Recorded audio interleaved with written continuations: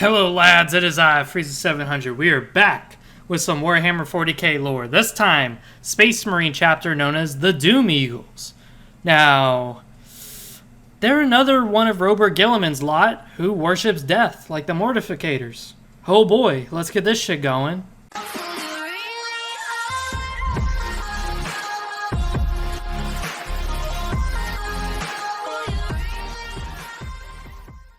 Now, I know. Before you Doom Eagle players and Doom Eagle fans jump down my fucking throat, let me explain. They do not worship death the same way that the Mortificators do. The Mortificators are obsessed with death. They think it's a great thing to fucking die. The Doom Eagles, though, as they live up to their name, do live in a perpetual state of doom. They think that they are dying or that they are already dead. So it kind of flip-flops between some Marines and some stories. And since they feel like they are dying or that they're already dead, they don't have any regrets. Not really regrets. I would say that they just have no setback. Nothing is holding them back from trying their best to obtain the objective. Now, they aren't suicidal. They're not going to charge into a giant dreadnought and try to do some fisticuffs with it. No, they know they'll lose. So they try to fight as valiantly, as smartly, and the best they can.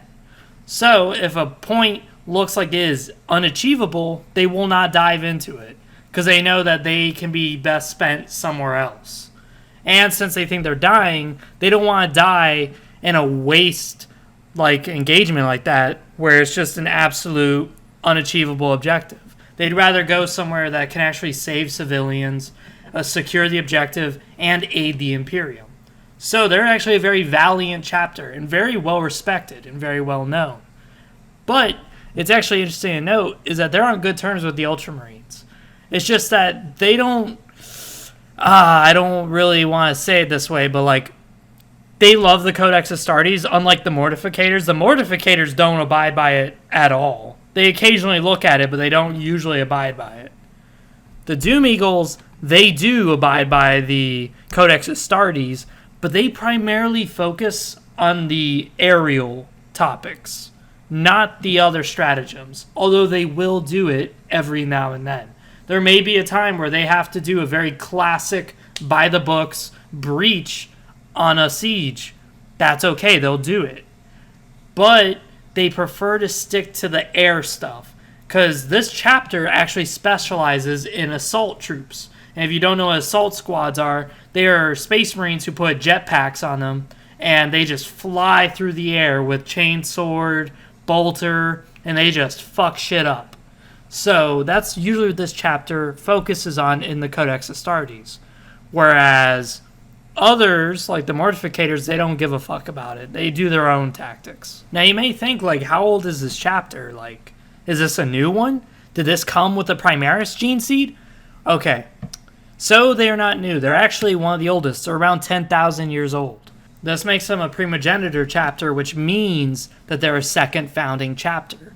This means they were one of the first chapters that ever existed. Because mind you, before Space Marine chapters, they were originally Space Marine legions. Well, Robert Gilliman personally made the Doom Eagles, along with several other primogenitor chapters. So this actually gives them a lot of honor and support whenever it comes to certain engagements. So that's something I actually think is really interesting, is that here's this chapter that if you ever had a talk to one of these Marines, you wouldn't assume that they're Robert Gilliman's lot, because they're so obsessed with Doom. In fact, their conversations are always dreadful, because they always feel like they're mourning something. They always are grieving over themselves because they think that they're dead or dying. Speaking of dead or dying, funny enough, their home world is actually a dying world. That is something that I think is fucking great. How ironic could it fucking be that here they are, a bunch of grieving, emo as fuck, feel like they're dying all the time guys, and they actually come from a world that actually is dying. Now, here's the lore part that I don't get, is that how dying are we talking here? Like, maybe someone saw a detail in the books that I didn't see, but as far as I see it, this world is still around today in current 40K. So this world is over 10,000 years of recruiting for the Doom Eagles, and it's not quote-unquote dying. It's still the same world. Nothing's changed about it. Now, then again, planets and stars and shit dying does take millions of years. So I'm not so sure what they mean by a dying world unless they mean something very specific. Now, I know they're saying about the core is eventually going to cool and solidify, and once that happens, everything's fucked. I get that. But at the same time, how eventual is this process? Like, I doubt the citizens are really that concerned about it, considering it's been 10,000 years and the world hasn't changed at all since then. But either way, my fucking global warming rant is over with. So what is the name of the world? The world is actually known as Gathis 2. And their fortress monastery is actually on top of the highest mountain peak called Ghost Mountain. Go fucking figure. These guys are all about death, by the way. I know I said that before, but I'm just reiterating it. They're kind of obsessed about it. Now, if you guys saw my Astral Knights video lore, you know that I was able to talk about the recruitment process since we knew what it was. Well, the Doom Eagles actually have a recruitment process that we know about. We actually know how they pick their recruits. And it's very fucking interesting. I'm not going to lie. It is dangerous. I would say it's the most dangerous because, mind you, these kids have not been trained at all. These neophytes have gotten zero fucking training. And they're already being put through the worst trial I've ever seen. Holy shit.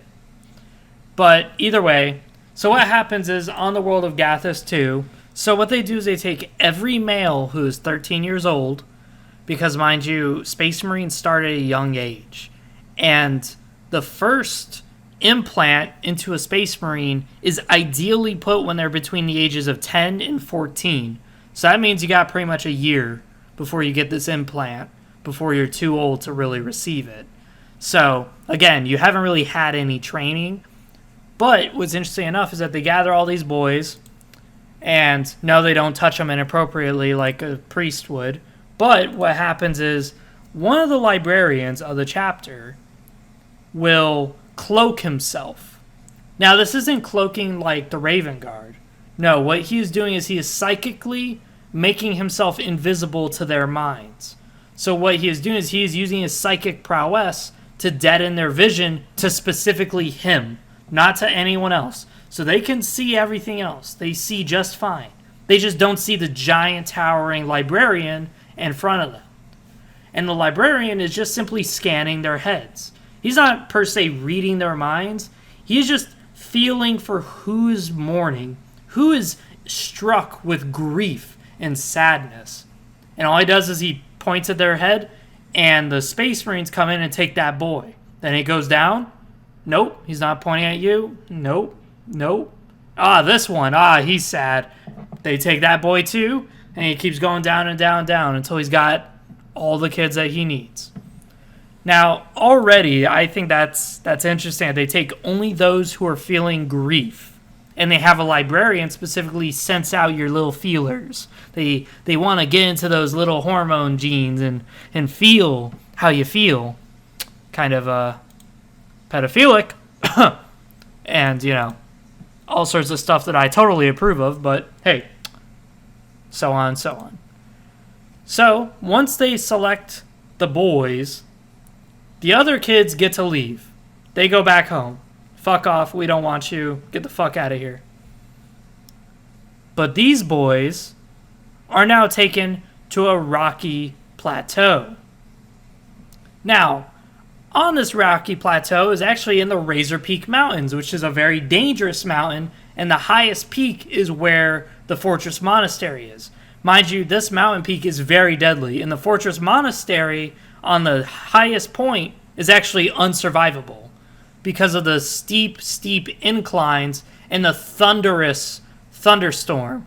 So at any point you could get struck by lightning 24/7, and it is also kind of an active volcano. That's something too that they forgot to mention, was that there's a lot of boiling going to be going on. And if you already know the recruitment process, this is kind of a fucking hint of what's to come. A lot of boiling. So they take the boys into a tiny cave. Now, this is where the fun begins. So this is where a voice overhead blasts out to the boys, and he tells them that they're being selected because they are already dead. Now, that is actually interesting. They're chosen not because of how good they are, how strong they are, or because they have a pure soul. They're being chosen because they all understand at one point or another that they will die, or that they are already dead. This is interesting. Usually it means that you have experienced loss or isolation in some way throughout your life. So this is actually interesting. So they're not picking the cream of the crop. They're actually picking the lowlifes. And yet their chapter is very strong and very valiant in combat. Again, I think this is fucking interesting. Oh yeah, before I continue, this picture is the reason I'm showing it, at least, is that this picture shows you how easy it is to mispaint your models. Because I know a few of you viewers like to actually paint your models. So, for those of you who like to paint your models for tabletop, this is what they're supposed to look like. Not like this, not like this, not like this. Don't get them mixed up for the Silver Skulls or for the Angels. Like, I get it. Their paint is really easy to mess up. So this is just kind of a painting thing for you guys to look at and just compare them to 3 other chapters that look exactly like them. Besides that, back to the whole recruiting shit. Now, once the boys are inside the cave and are now told that they're dying or that they're dead, whatever bullshit is, the voice will now tell them that the world is going to die. And he explains to them how it's going to die or whatever bullshit. Again, I chose to ignore that part because the world's been around for 10,000 years. It's not dying anytime fucking soon. But either way, it's a very saddening speech to get the boys to understand that death comes for all people and all things, which is interesting. But he then starts to explain to them that once every year, lava flows beneath the vent of the tunnels that they are in, to which water will appear before the lava, and the water is boiling fucking hot. And they have about 1 hour to escape it. So, yeah, you better start fucking running, boys. Now, the chamber has a single exit. Just one. That is it. Your only shot at survival is this one exit. But, there's not much of an exit, honestly. Because there's a bunch of, like, sticky protrusions inside this tiny little chamber that will actually sprout and stick into your flesh and will not only shred you apart, but it's about the spikes on these little barbs and shit are actually as long as your fingernail. So they're actually able to get into the tendons of your wrists and your legs, and they could actually cause some serious fucking damage if you don't start running. Now, a lot of the boys, though, just kind of give up at this point before they even begin. And they'll just simply wait in the chamber and wait for the hot boiling water to kill them. Which is okay, I mean, fuck it. The other boys are hauling ass through this chamber door to get the fuck up out of there. But a lot of the boys die on the way because, as I said, the spiky protrusions are enough to hold you in place, but also rip up your tendons. And if your tendons are ripped, that's it. You're fucked. So you're essentially stuck in this hole as the lava fills in behind you as you keep struggling to unprick yourself, and you're going to get killed. Now, the youths who are able to snag themselves out of the fucking barbs are able to proceed forward into the next chamber. Now, the next chamber is kind of fucked, and this is a really bad end to a lot of them. So originally, you were able to die in very scorching hot water. Cool. Well, now with hot water behind you, slowly creeping out of that cave that you just stabbed yourself through, well, now you're stuck between a hot boiling water that will kill you and molten lava that's somewhat solidified but will scorch your bare feet. Yeah, this isn't exactly a pretty picture. So essentially you have to get across the chamber to the next chamber, but the problem is that the floor is filled with either sludge-like or semi-molten lava, or is just really, really thick, goopy, hot fucking lava. So, yeah. Essentially what this does is this forces you to stampede through the fucking room as fast as you fucking can. Which, of course, will scorch your feet, but you'll live. And it's not that serious if you go fast enough. Well, again, a lot of the boys don't make it. Instead, they'll like put their foot down, and it's so hot that they just give in to the pain and just yell. But that's dangerous, because now they're going to fall through and they're just going to lay there. Either they're laying on top of a semi-solid rock, and now their skin is just getting scorched as they sit there screaming, and then soon they die. Or they fall in through the mud and proceed to burn up really fucking quickly. Again, this sucks. This is a very terrible way to die. Because this isn't instant death like lava would be. This is half lava. Like, so it's still scorching hot. It's still going to kill you. But it's not going to melt you straight up like lava would. Lava would just disintegrate you outright. This is just... No, this is slow, painful, agonizing death. Now, once you get out of this predicament, you're now inside another chamber. This one has a giant gap. And the gap is way at the bottom, a pit full of bones. Bones of failed initiates who are unable to jump. So what you're supposed to do is you're supposed to jump even though you're not going to make it.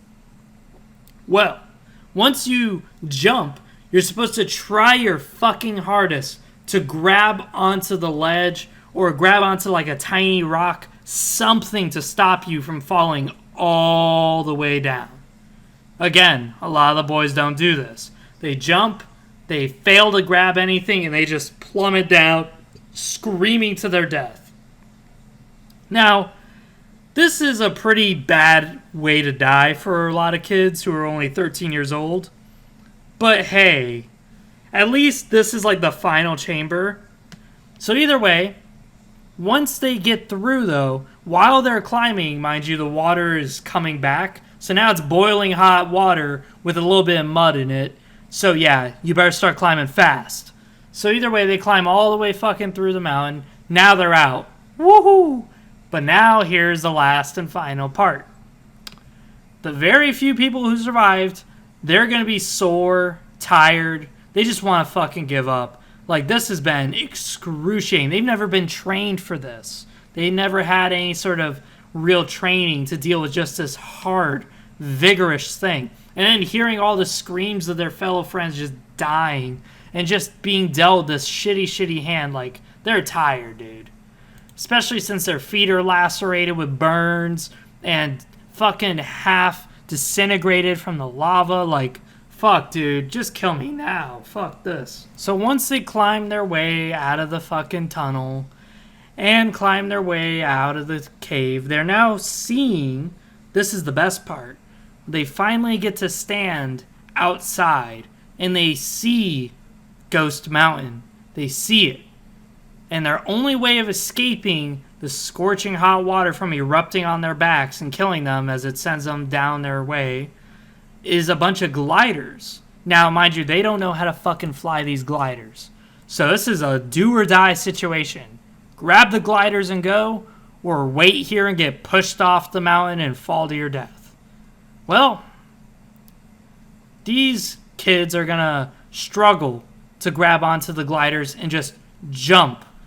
Well, when they buckle themselves to the gliders, they don't really know what the fuck they're doing, so they may actually end up dying from this. But either way, once they jump, they will be guided, more or less, by the same voice that was in the cave, except this time it'll be guiding them to the exact spot that they need to land and exactly where to turn left, where to turn right, when to go down, when to go up. And finally, they'll come across another cave. Exhausted, these kids are going to be finally met by the librarian who picked them, but not only picked them, but put them through all this bullshit and was ordering them to do it. Now this time, though, the librarian's going to feel them again. But this time, he's feeling to see if they've learned the lesson. The lesson is that all things are meant to die. and you too are dying. You too are dead. So don't hold back. Try your best, essentially. Well, if you still didn't learn this lesson, if you made it through all this shit and you came out going, wow, I'm a survivor. I fucking did it. I can live through anything. He's going to go, no, you didn't learn the lesson. And he's going to send you off to somewhere. Usually it's in the military. So you may become an officer, like a commissar, like most Space Marine rejects do become. Or you could be just, sent back to your death, or as a serf. Who really knows where you could be sent to? But just know that that's kind of your fate if you don't pass this final check. Now, after this, you are now a Doom Eagle. Now you are a successful aspirant, worthy of being part of the Brethren. Oh, man, that was a lot of words. Fuck, I'm tired. Alrighty, so that's the Doom Eagles, guys. So now you know they are jump pack specialists. They follow the Codex Astartes, sort of. And they're a second founding chapter. And you know how they recruit people. Congratulations, you know a lot more than most people do. Oh, fuck. So, besides that, I'm done, lads. Comment down below what you want to see next. I know Dark Apostles was one of the ones, so I'm going to start working on that, but that may take a while. But besides that, don't forget to check the Discord out, because on Discord I post there saying what I'm doing, whether it's working on a video or just asking for ideas and suggestions. Besides that, I hope to see you guys next time. And as always, don't forget to like, comment, subscribe. See ya!